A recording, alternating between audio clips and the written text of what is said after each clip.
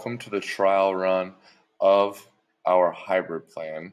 And we are going to act as though this is Monday. I know it's a little funky, but why I'm doing that is just to make sure that we iron out any of the details, any problems that you might run into. But again, we're going to act as though it is Monday. I'm not dumb. I realize it is not.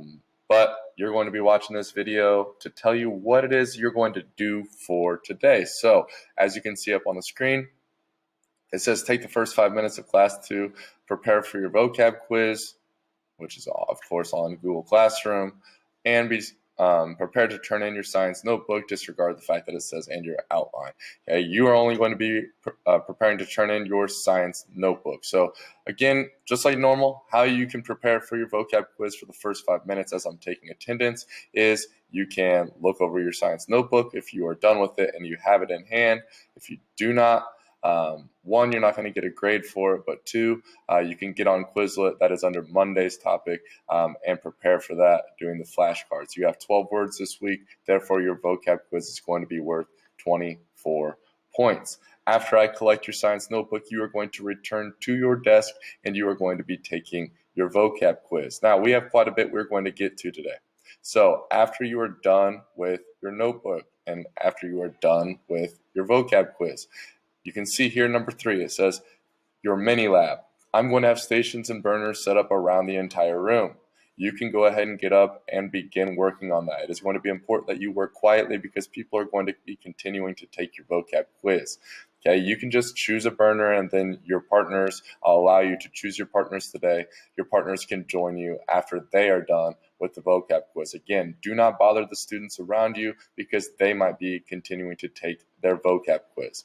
Okay, here in a second, I'm going to show you how to complete the mini lab, but for now, you just need to know you need to get up and go to a burner and begin your lab. After you're done with that, you're going to have a few math problems to complete. I have some calculators up here at the front of the room that you may use, but I'm going to be explaining that here shortly.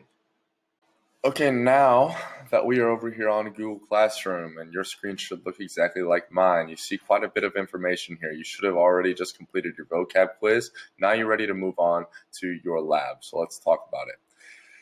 If you click on this, it says, how does temperature affect volume? So far this week, we've talked about in your outlines about Charles' Law and Boyle's Law. You are going to be modeling Charles' Law here. Okay. As I've already mentioned, there are going to be stations around the room. There's going to be 5 different hot plates around the room. Choose one of them after you're done with your vocab quiz. I already have a flask there. Okay, the glass beaker there is called a flask. Okay, there's already a balloon on top of it. You can see some water in the flask. You are going to turn on your hot plate. Okay, you are going to observe what the volume of that balloon is. You don't have to take any measurements. That's not the idea here. Okay, just take notice the size of the balloon right now. Okay, after you turn on the hot plate, give it some time, wait for the water to boil, and then you can take notice to see what the volume of the balloon is. Okay, hopefully right now on the top of your brain, you're going to be able to realize what is going to happen.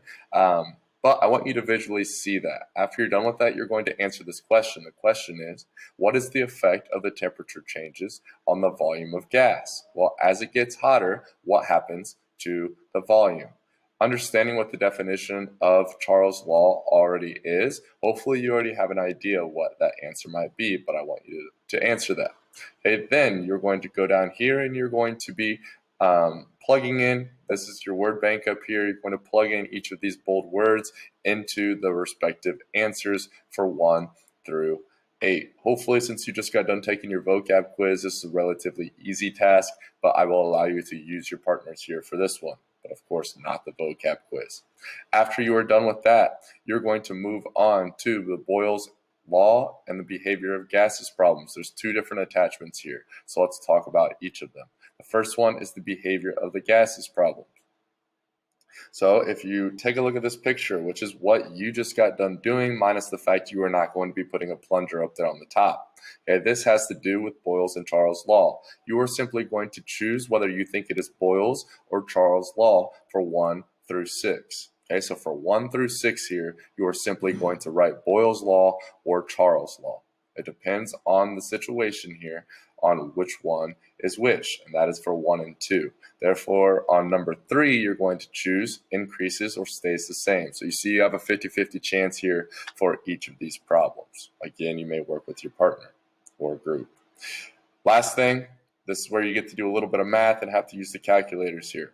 So you are going to answer 1 through 4 using this formula right here, which is V2 equals P1 V1 over P2.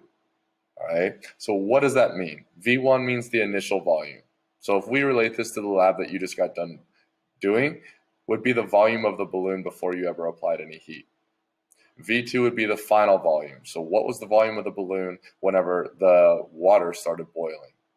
P1 is the initial pressure. What was the pressure of the balloon before you started heating it? And of course, P2 would be the final pressure. What was the pressure of the balloon at the very end? You are not actually going to be measuring this with the balloon, but I wanted to relate it to that. You can take a look at this problem here, this example, to help you out. But basically, you're just going to be plugging and chugging here.